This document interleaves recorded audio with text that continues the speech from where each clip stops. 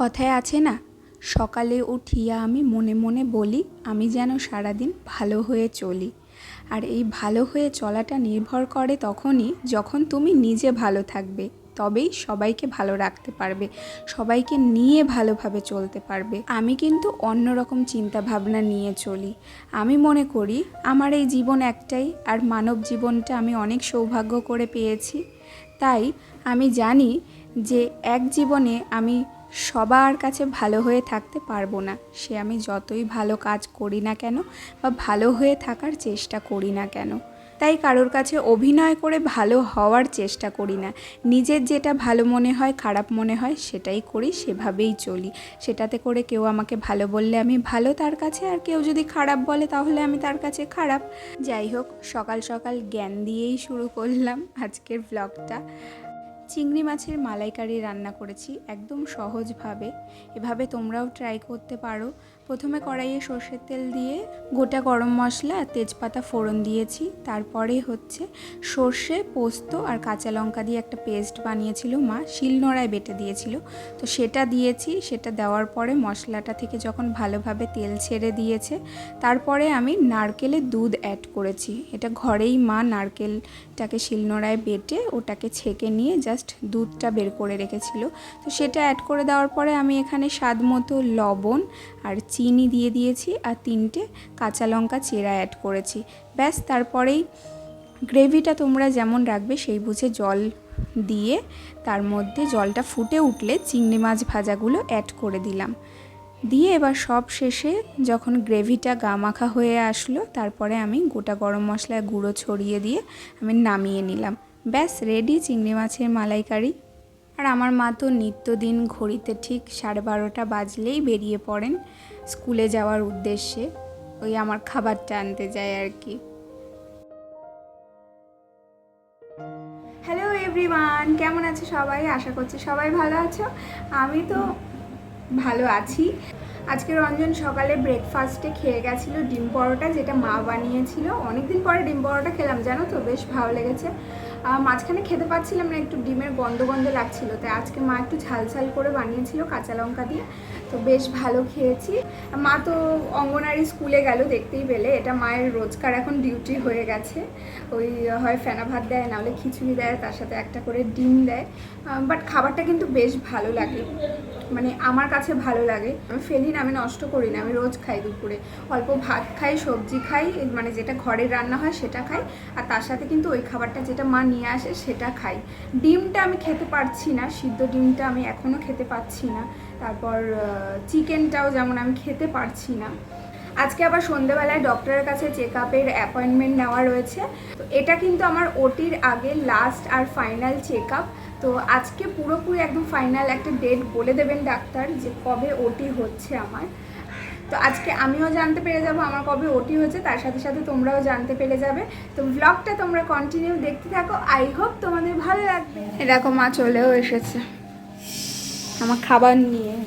এই যে একটা আন্ডা, আর এই যে টিফিন কারিতে আমার খাবার। বাবা গরম।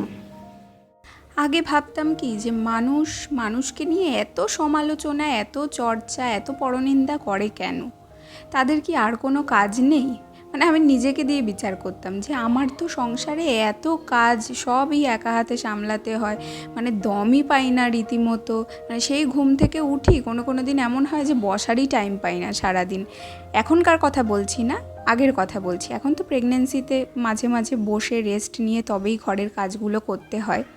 তাই ওটাই আর কি বসে বসে ভাবতাম। আর রঞ্জনকেও বলতাম যে কি তাদের কি কোনো কাজ নেই? সংসারে কি কোনো কাজ থাকে না? মহিলা বলো বা পুরুষ মানুষ বলো, সবার কথাই বলছি। আর পুরুষ মানুষগুলো যারা সমালোচনা করে, তাদেরও কি বাইরে কোনো কাজ থাকে না? আশপাশের লোকদের কথা তো বাদ দাও, নিজেদের লোকেরাই বেশি বলে, যারা তোমাকে ভালো করে চেনে বোঝে, তারাই বেশি এই ধরনের কথাবার্তা বলে থাকে। যাই হোক, প্রথম অবাক হতাম, বাট এখন গা সওয়া হয়ে গেছে কথাগুলো শুনতে শুনতে। এখন আর গায়ে লাগে না, মন খারাপও হয় না। আমি তো বলবো যারা পরনিন্দা পরচর্চা করতে ভালোবাসে, তারা একটু সকালবেলায় ঘুম থেকে উঠে না আয়নার সামনে আগে নিজেকে দাঁড় করিয়ে রেখে দেখো যে তোমার মধ্যে কতটা খামতি রয়েছে, মানে তোমার মধ্যে কত কিছু ভুল আছে যেগুলোকে তুমি ঠিক করতে পারবে। আগে নিজেদের দিকটা দেখো, নিজের প্রতি খেয়াল নাও, নিজের প্রতি যত্ন নাও, সেটাই তোমার কাজের কাজ হবে। এসব নিয়ে কথা বলতে বসা মানে নিজেরও সময় নষ্ট। যাই হোক, তার থেকে ছাড়ো, বাদ দাও। যার যা ভালো লাগবে সে তো সেটাই করবে, আমিই বা বলার কে। আজকে একটু ঘরের ওই বিছানাটা তুলে নিলাম, ওই চাদরটা অনেক দিন পাতা ছিল। আর কাচবো না, আমি তো কাচতে পারি না, তোমাদের দাদাভাইই কাচে, আর মা মাঝে মধ্যে কাচে, তবুও মায়ের কাচা বারণ। ওর জন্য বিছানা চাদর টাদর ভারী জিনিসগুলো রঞ্জনই কাচে, তো ওর জন্যই রেখে দিলাম। কালকে ওর ছুটি আছে। আর আজকে একটু ঘরের ডাস্টিংও করব। তো সমস্ত ফার্নিচারগুলোতে না একটু ধুলো পড়েছে। আগে তো প্রায়শই করতাম 2-1 দিন পর পর, কিন্তু এখন তো আর করা হয়ে ওঠে না, আর মাই বা কতই করবে। তো এই কাজগুলো আমিই করি, কিন্তু এখন অনেক কদিন পর পরই করা হয়।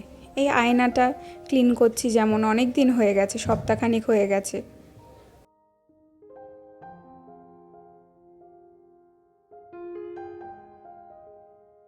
ড্রেসিং টেবিলের পাশে যে ড্রয়ার শেলফটা তোমরা দেখছো, সেটাতে সমস্ত কিছু আমার কাজের জিনিস।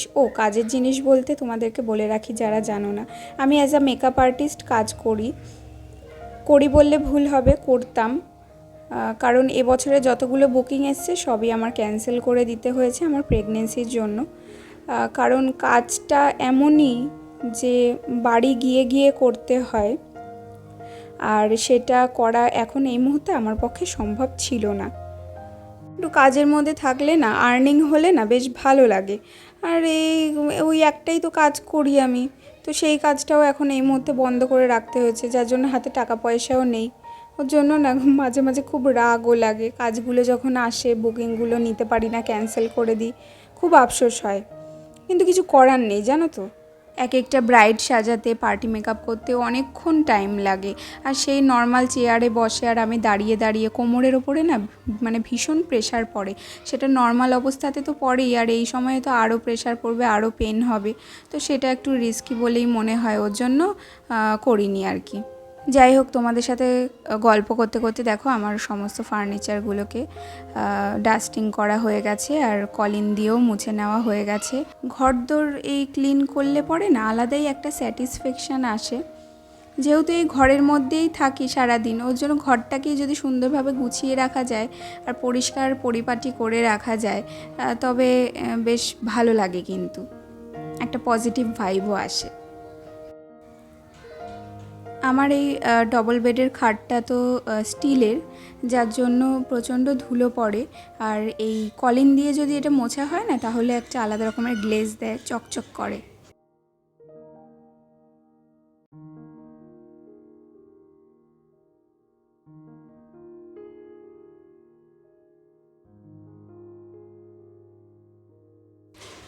আর এইদিকে আমি এই সুইচ বোর্ডটাও ক্লিন করে নিচ্ছি।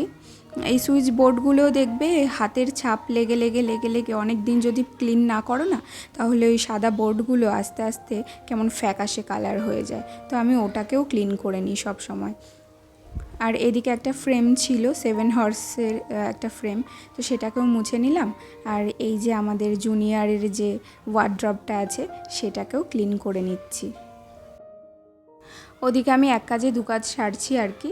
রান্নাঘরে ভাত চাপিয়ে দিয়েছিলাম আগে, তো ভাতের চালটাও ফুটে উঠেছে, প্রায় হয়ে গেছে আর কি। 2 প্যাকেট মুড়ি এনে রাখা ছিল ক্যাবিনেটে, তো সেটাকে ভাবলাম যে ঢেলে রাখি, ভাতটা হতে আরেকটু বাকি আছে।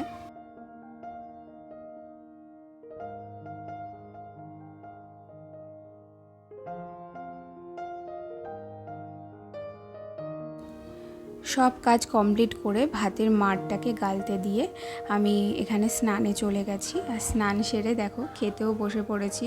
আর মা এদিকে ফোনে কথা বলছিল, তাই আমি বললাম যে ফোনটা রাখো, আগে খেয়ে নাও। আর এই যে চিংড়ি মাছের মালাইকারি এখন নিচ্ছি, টেস্ট করব। ভয়েস ওভারটা তো আমি পরে দিচ্ছি, অলরেডি তো আমি জেনেই গেছি সেদিন কেমন হয়েছিল। দুর্দান্ত হয়েছিল চিংড়ি মাছের মালাইকারিটা। আমি সাধারণত এভাবে করি না, আমি তো করিই না, মাই করে চিংড়ি মাছের মালাইকারি। তো আমি এদিন রান্না করেছিলাম, নিজের রান্না নিজেই ভালো খেয়েছি, এক্সপ্রেশন থেকে বুঝতেই পারছো। আর মাও ভালো খেয়েছিল, তোমাদের দাদাভাইও ভালো খেয়েছিল। খাওয়া দাওয়ার পরে দুপুরে আমার দুটো মেডিসিন থাকে, তো সেই দুটোকেও খেয়ে নিচ্ছি।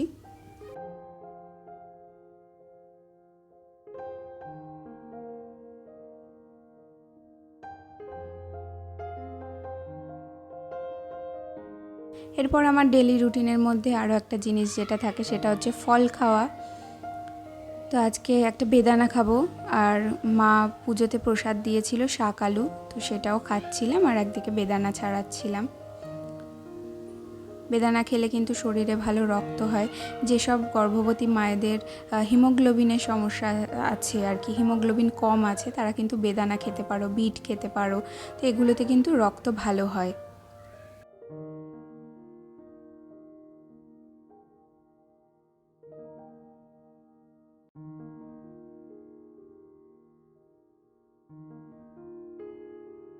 দুপুরবেলায় ফল টল খেয়ে টেয়ে না একটু ঘুমিয়েছিলাম।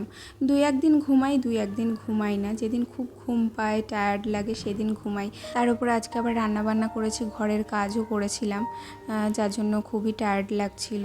আর এই যে ঘুম থেকে উঠে আমি রেডি হয়ে নিচ্ছি, কারণ ওই যে বললাম ডক্টরের কাছে যাব, এটা হচ্ছে লাস্ট চেক আপ। আর রঞ্জন আমাকে ফোন করে বলল যে রাস্তার মুখে চলে যেতে। ও তো অফিস থেকেই মানে ডিরেক্ট রাস্তার মুখে এসে দাঁড়িয়ে আছে আমার জন্য। আর আমি এখানে প্রত্যেকবারের মতো একটু রেডি শেডি হয়ে নিচ্ছি। আর বলো না, এই ব্যাকগ্রাউন্ডে এত নয়েজ আসে না, বিরক্তিকর লাগে আমার মাঝে মাঝে ভয়েস ওভার দিতে। আমাদের ভাড়াটিয়াগুলো এত চিৎকার করে। আমি এখানে ফাইনাল রেডি হয়ে গেছি। আর এই যে সকালে ব্যাগ গুছিয়ে দিয়ে গেছিলো, এটা আমার ডাক্তারের কাছে যাওয়ার ব্যাগ, যেটা শান্তিনিকেতন থেকে নিয়েছিলাম। এই জামাটাও শান্তিনিকেতনে। আর এই যে মায়ের ডিউটি হচ্ছে রাস্তার মুখ পর্যন্ত আমাকে এগিয়ে দিয়ে আসবে। আর রঞ্জন অলরেডি রাস্তার মুখে এসে দাঁড়িয়ে আছে। তো চলো এখন বেরোনো যায়। অনেকদিন পর একটু সন্ধেবেলায় বেরোলাম, জানো তো, বেশ ভালো লাগছিল। আর এই যে দেখতে দেখতে এখানে চলে এসেছি। আর রঞ্জন তো ওখানে বিলিং করাচ্ছিল, বিলিংটা আগে থেকে করানো ছিল না। আর এখানে নতুন একটা স্ক্রিন লাগিয়েছে যেখানে মিস্টার বিন হচ্ছিল। ছোটোবেলায় খুব দেখতাম আর হাসতাম, তাই আমি দেখো মনোযোগ দিয়ে দেখছিলাম। মিস্টার বিনের এক একটা স্টোরি, মানে যে কটা ওখানে বসে বসে দেখলাম আজকে, মানে সে কটা সবই আমার দেখা। আগে আমরা ফুল ফ্যামিলি বসে বসে দেখতাম, মানে আমি, মা, বাবা, 3জনেই। আর তোমরা কে কে এখনও দেখো বা আগে দেখতে কমেন্ট করে জানিও তো। আর ওরা তো এই যে আসলেই এখানে আমার ওয়েটটা মেপে নিচ্ছে, এরপরে পালস রেটটা চেক করবে, তারপর প্রেশার চেক করবে। আর সেগুলো ডক্টরের প্রেসক্রিপশানে আগে থেকে ওরা নোট ডাউন করে দেবে।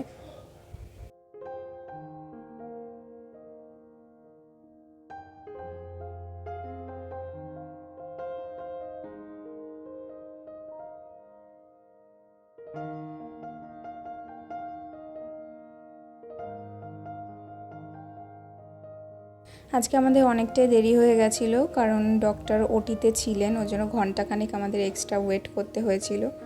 আর এখানে দেখো আসার পরে এত মনোযোগ দিয়ে এরা কি দেখছে জানো, আমার আগের ব্লগটা চালিয়েছিল মা, তো সেটাই দেখছিল যে কি বলছি আমি এত কথা পটর পটর করে। আর এই যে আসার সময় একটু সবজি বাজার করে এনেছিলাম। আর এই দেখো এই প্যাকেটটাতে কি আছে জানো, টোপা টোপা লালচে কুল, পাকা কুল। আর এই কুলের চাটনি খেতে ইচ্ছা করছিল আমার, তাই পেয়েছি আর হাতছাড়া করিনি, নিয়ে এসেছি। ঘরে চলে এসেছি ফাইনালি। আর এখন জানো কটা বাজে, 8:30 বাজে ঘড়িতে। অনেকটাই লেট হয়ে গেছে আজকে, কারণ আমার ডক্টর আজকে ওটিতে ছিলেন তাই। আর ওখানে কি কথা হয়েছে না হয়েছে সমস্তটা শেয়ার করব। একটু ফ্রেশ হয়ে নিই, কিছু খেয়ে নিই, প্রচণ্ড খিদে পেয়েছে। মাকে বলেছি মুড়ি মাখাতে, তো মুড়ি মাখাচ্ছি, একটু চা মুড়ি খেয়ে নিই, পরে সব কিছু তোমাদের সাথে শেয়ার করছি। মা এখানে একটু স্পেশাল মুড়ি মাখা করে দিলে, একদম গাজর, ধনেপাতা, পেঁয়াজ টেয়াজ দিয়ে, মানে মাখো মাখো ব্যাপার আর কি, পুরো জমে গেছিলো ব্যাপারটা। আর তার সাথে ছিল লিকার চা।